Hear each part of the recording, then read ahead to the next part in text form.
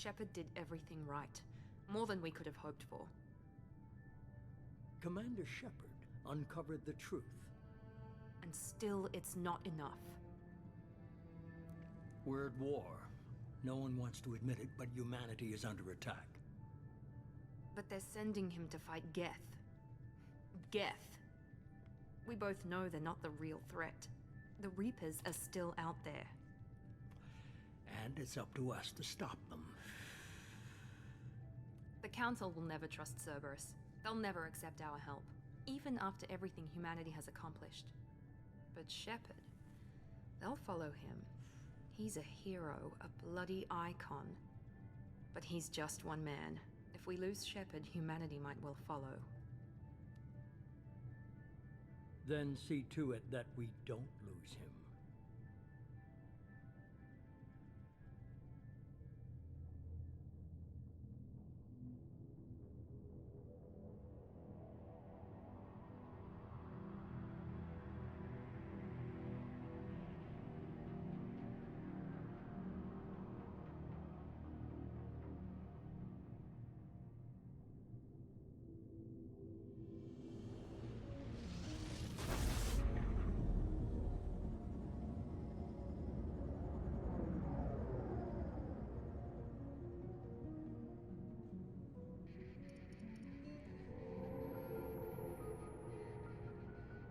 Disengaging FTL drives.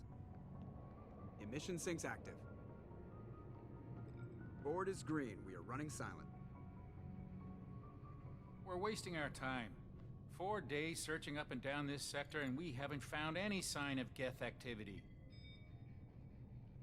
3 ships went missing here in the past month. Something happened to them. My money's on slavers.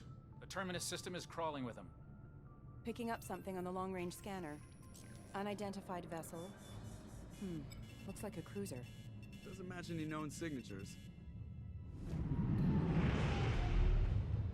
Cruiser is changing course. Now on intercept trajectory. Can't be. Stealth systems are engaged. There's no way a Geth ship could possibly... It's not the Geth. Brace for evasive maneuvers!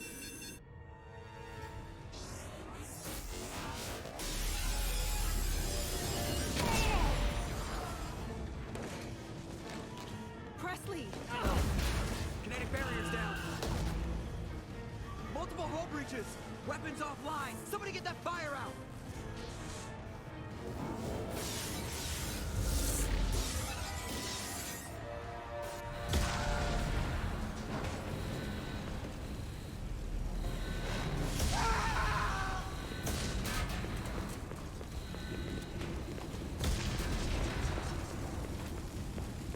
Shepard!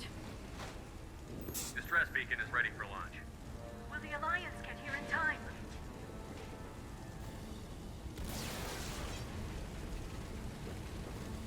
The Alliance won't abandon us. We just need to hold on. Get everyone onto the escape shuttle. Joker's still in the cockpit. He won't evacuate. I'm not leaving either. I need you to get the crew onto the evac shuttles. I'll take care of Joker. Shepard! Liara, go. Now. Aye, aye.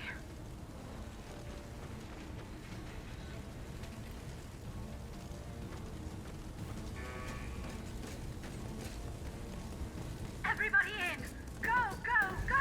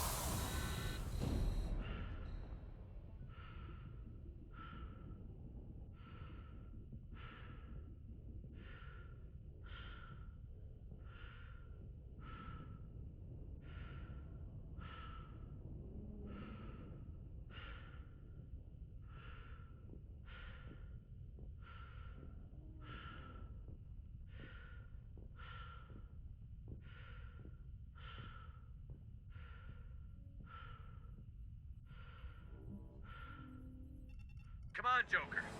We have to get out of here. No, I won't abandon the Normandy. I can still save her. The Normandy's lost.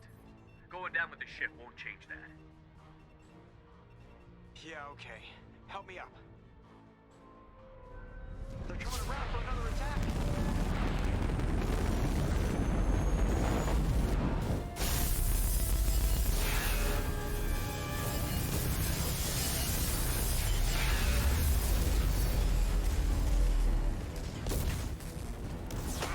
Watch the arm!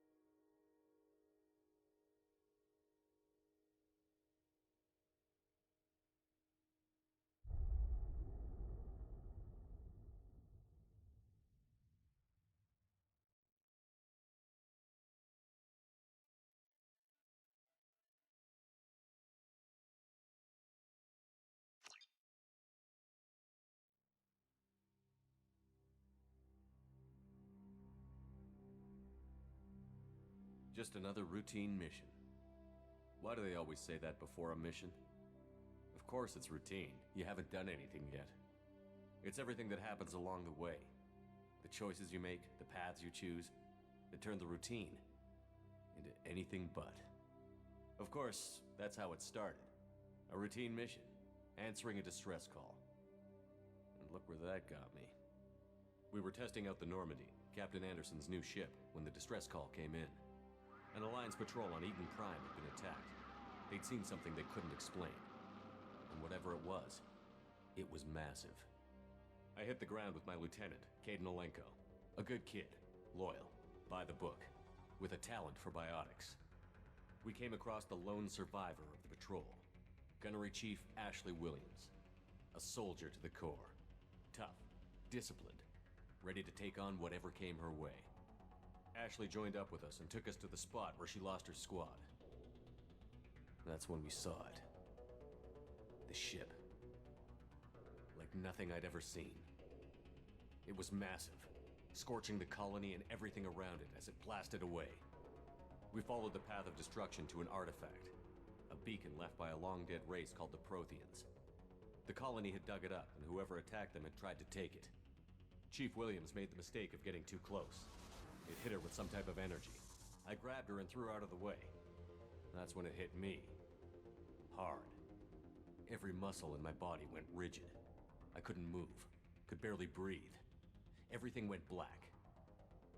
And then I saw something. A vision. Dream. A nightmare. By the time I woke up, we were halfway to the Citadel on our way to meet the Council. I was expected to explain what I'd seen. Anderson came along. So did Adina, our political representative on the Citadel. With those two heavyweights, it seemed reasonable we could persuade the Council that the ship we'd seen was a potential threat. As was the individual behind the attacks. The main suspect for the Eden Prime massacre was a Turian Spectre named Saren. He'd been seen by one of the survivors from the colony at Eden Prime, and there was some evidence to suggest that the ship was connected to Saren. But even Adina's pointed accusations weren't enough to convince the Council. They just couldn't believe one of their chosen elite Spectres could be guilty of something like that. They needed proof, which meant I needed proof. Fortunately, I wasn't alone in my search. Garrus, another Turian, wanted to help. A top agent for Citadel Security. Despite orders from his superiors that he shouldn't get involved, he told me he was suspicious of Saren, and he had some useful leads. More importantly, he was willing to share them. That led me to Rex, the biggest, nastiest-looking Krogan bounty hunter I'd ever seen. He turned out to be more than just a brute. It was his intel that led to a fugitive with incriminating evidence on Saren. The fugitive turned out to be an energetic little Quarian named Tali. A tech expert with a knack for hacking, she'd procured some information on Saren. Evidence that proved Saren was dirty. Tali's evidence proved that Saren was responsible for the massacre on Eden Prime, and that the immense warship we'd spotted was in fact Saren's flagship. But it went much further. Saren was trying to find a way to bring back a race of sentient machines from dark space. Machines allegedly responsible for cleansing the galaxy of all organic life. These Reapers were blamed for wiping out all life 50,000 years ago, including the Protheans, then disappearing back through the mass relays to dark space, leaving no trace they'd ever been. That explained why Saren was after the beacon, and it made some sense out of my visions. But not much else. We couldn't convince the Council that the Reapers were a threat, but they agreed Saren had to be stopped. They stripped him of his Spectre status and gave me the honor of becoming the first human Spectre. My first task? Bring down Saren. Anderson decided to stay behind, giving up his ship, the Normandy. He told me I would need it more than he would. He also pointed me in a direction. Liara, a Prothean expert, adept in biotics, and maybe most importantly, daughter of Benezia, Saren's top lieutenant. And like most Asari, as beautiful as she is intelligent, and born with a unique ability to meld with other species. Liara was able to help me decipher some of the vision the beacon had given me. Nothing concrete, but it gave me some clues. And a new appreciation for the Asari. Her technique for accessing my vision was unexpected, but not at all unpleasant. Ashley was a little concerned about the connection I shared with Liara. As commander, I knew either relationship had the potential to interfere with the mission. I told Liara about how I felt. Apparently, she'd felt it too. But we agreed we wouldn't let it get in the way of our mission. Finding Saren. Thanks to Liara's help, we had our next lead. Benezia. Saren had taken her to Novarian, where he'd enslaved a dangerous race of insect-like creatures, the Rachni. He ordered Benezia to use the same technique Liara had used on me to extract information from the Rachni Queen. The Queen's drones were everywhere, and they weren't happy. We had to fight through hundreds of them to get to Benezia. By the time we arrived, Saren was gone. With the information. I tried to reason with Benezia, but Saren had indoctrinated her. He had somehow acquired the ability to control people's actions and wills. Benezia wouldn't surrender, and Liara was forced to watch her mother die in her arms. And I was left with an angry, dangerous Rachni Queen to deal with. She claimed her drones would do no harm if I released her. But the Rachni had terrorized the galaxy before. I couldn't do it. I wouldn't doom an entire species for past sins. And the Queen was true to her word. She left and took her army of drones with her. With Saren's top lieutenant dead, he was quickly running out of time and places to hide. I tracked him down at his base on Vermeer, but we soon learned it was more than a base of operations. It was a breeding ground. Saren was breeding an army of Krogan. He'd found a cure for the genophage, a disease inflicted on the Krogan to prevent them from breeding and taking over the galaxy. But the Krogan Saren was breeding were slaves, mindless beasts that obeyed Saren's will. I had to destroy the base, and all its research. Rex disagreed. Violently. Rex wanted the genophage cure for his people. I tried to convince him to help me destroy it, that these Krogan weren't real. But he wouldn't back down. Fortunately, Rex is smarter than he looks. He realized this wasn't the way to help his people, and that Saren was the real threat. When we finally got to the center of the base, I realized just how close Saren was to completing his plan. He was already in communication with the Reapers. Sovereign, Saren's flagship we'd all assumed was just a ship, was a Reaper. It spoke to me, threatened me. I could feel the menace it had for every living thing. It wanted me dead. It wanted us all dead. And I knew it was capable of doing just that. What I couldn't understand was why Saren would help it. But there was no time to think about it. Sovereign knew where we were. We had to destroy the base and get the hell out. I split up my team in 2 squads, sending Ash with one and Caden with the other as a distraction. We had a nuke, and we planned to use it. Before we could detonate the bomb, Saren showed up. We fought. I stalled him to make time for my team. And in talking to him, I realized the truth. It wasn't Saren who was indoctrinating everyone. It was Sovereign. The Reaper. And Saren was in deeper than all of them. He tried to convince me he was still in control. Said he found a way to reduce the Reaper's influence, but he was kidding himself. Or believing the lies Sovereign was telling him. Before I could convince him to stop, he ran, leaving me just seconds to extract my squad mates. I tried, but I wasn't fast enough. I could only save one of them. Caden was a good man, and a great soldier. But I had to choose, and I chose Ash. That was the last time Saren would slip away from me. I knew then, the next time we met, one of us would die. With my team mostly intact, we chased Saren and his army to Ilos, a long-lost planet that had once belonged to the Protheans.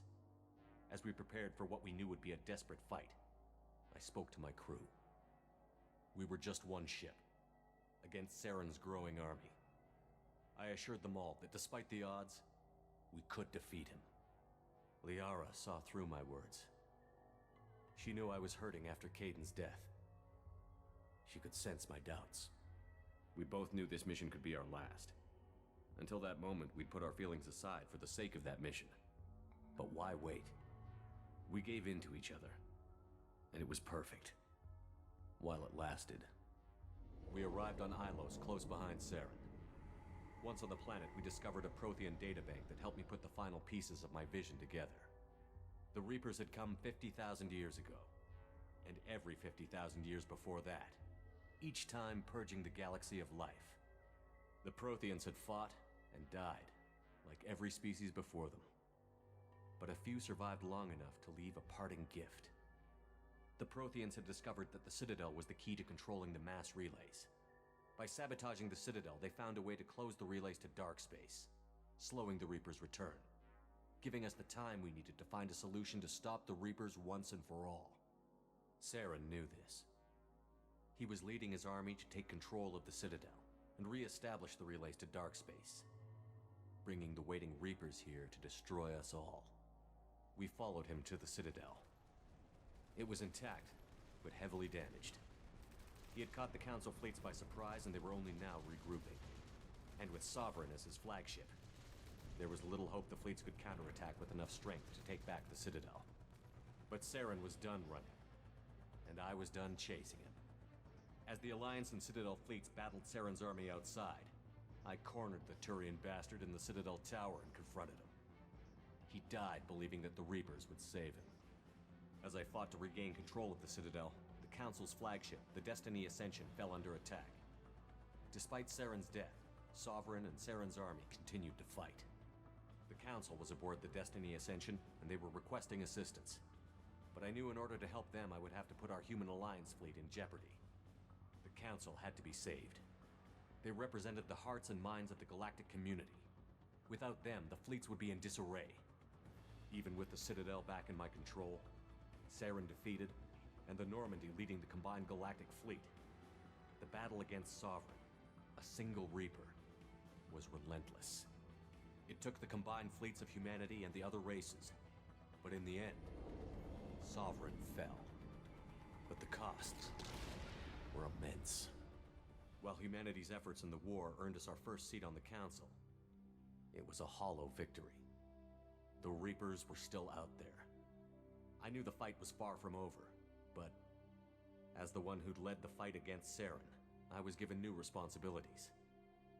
The choice of humanity's first counselor was left for me to decide. On the one hand, Udina, the lifetime politician. Ruthless and ambitious, he would easily navigate the political landmines that would soon be put in front of him. The other choice, Captain Anderson, the career soldier. Tough but fair, but a friend and someone I could trust. Both great leaders in their own right. Anderson didn't want the job, which was a sure sign he'd be perfect for it. No ambition to get in the way. The war was over. The threat had passed. In time, the Council would rebuild itself. The Citadel could be repaired. Even the pain of lost friends would fade. But none of that mattered if the Reapers were still out there. And if they were all as powerful as Sovereign, we had to find a way to stop them. I had to find a way.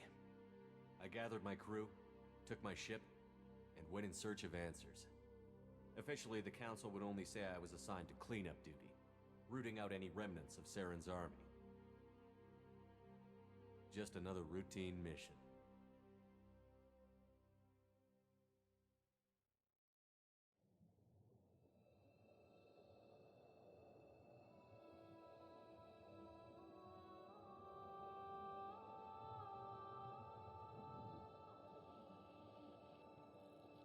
Commander Shepard has been recovered. The Lazarus Project will proceed as planned.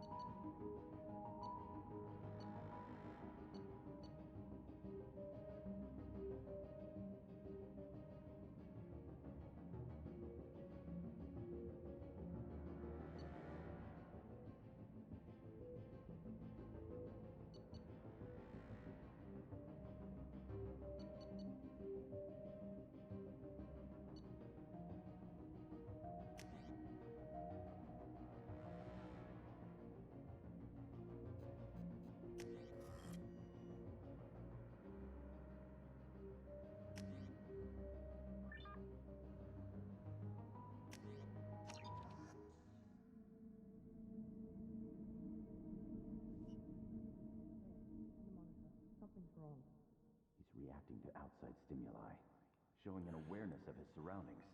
Oh my God, Miranda, I think he's waking up. Damn it, Wilson. He's not ready yet. Give him the sedative.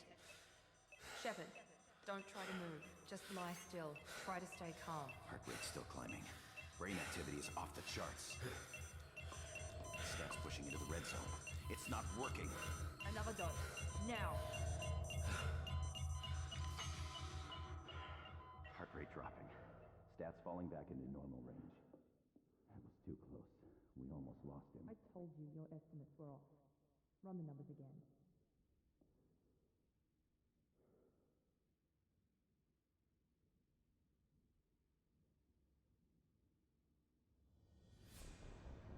Wake up, Commander. Shepard, do you hear me? Get out of that bed now. This facility is under attack. Shepard, your scars aren't healed, but I need you to get moving. This facility is under attack. There's a pistol in the locker on the other side of the room. Hurry! Grab the pistol and armor from the locker. You don't have time to wait around, Shepard. Grab your weapon and armor. This pistol doesn't have a thermal clip. It's a med bay. We'll get you a clip from... Damn it! Those canisters by the door are going to blow. Get behind cover. Keep your head down, Shepard. Shield yourself from the blast. Someone's hacking security trying to kill you. Look for a thermal clip for your pistol. Looks like they set up a barricade to try holding the mechs off. Look out! Keep moving. We need to get to the shuttles.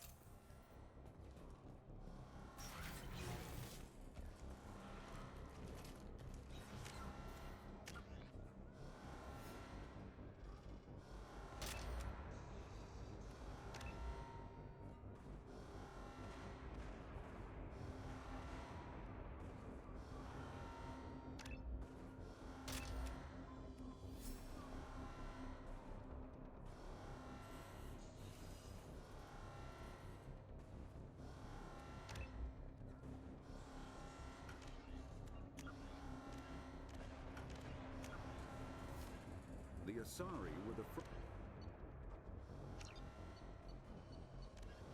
system.